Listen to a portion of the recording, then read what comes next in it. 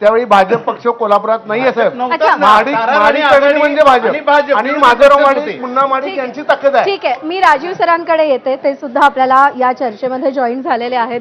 Sir, आत्ताची सगळी चर्चा तुम्ही ऐकताय की भाजपनं त्या भागातले स्थानिक ताकदवार नेते आपल्यासोबत घेतले आणि त्या प्रभागामध्ये आपलं वर्चस्व प्रस्थापित करण्याचा त्यांनी प्रयत्न केला. कोल्हापूरची चर्चा सध्या सुरू होती.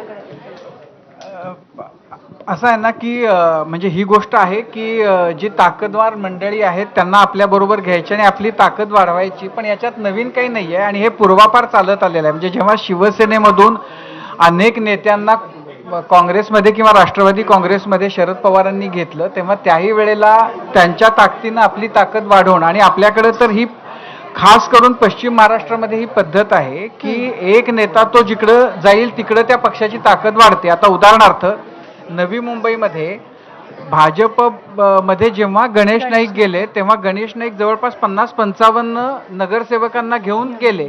तर आता तिथं जी ताकद आहे आज भाजपची, ती गणेश नाईकांची जी ताकद आहे त्याच्या जोरावर तिथली भाजपची ताकद निर्माण झालेली आहे. तर हे यामध्ये म्हणजे नवीन काही नाहीये. हा आपल्याकडचा म्हणजे जसे पूर्वी सरदार असायचे आणि ते आपलं फौज घेऊन मग कधी इकडं निजामशाहीत कधी आदिलशाहीत, तसं ह्या आपल्या फौजा घेऊन हे आपले पुढारी फिरतात आणि त्यामुळं त्यांची ताकद तिथं वाढते.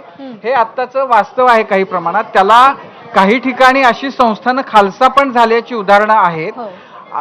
काही ठिकाणी त्याला यशही मिळतं. आता उदाहरणार्थ नांदेडमध्ये अशोकराव चव्हाण जेव्हा पक्षामध्ये आले तर नांदेड महापालिकेमध्ये भाजपला जे इतकं प्रचंड यश बघायला मिळतंय ते जर अशोक चव्हाण आपलं सगळा फौज घेऊन आले नसते तर नक्कीच बघायला नसतं मिळालं. नवी मुंबईचं मी सांगितलं. तर हा आपल्याकडचं हे आपलं इतिहासही आहे आणि हे आपलं वर्तमान पण आहे असं मला वाटतं. बरोबर आहे. या सगळ्याच मुद्द्यावरती विश्लेषण सुरू राहणार आहे. एक छोटासा ब्रेक घेतोय, थोड्याच वेळात पुन्हा भेटूया. पाहत रहा एबीपी माझा.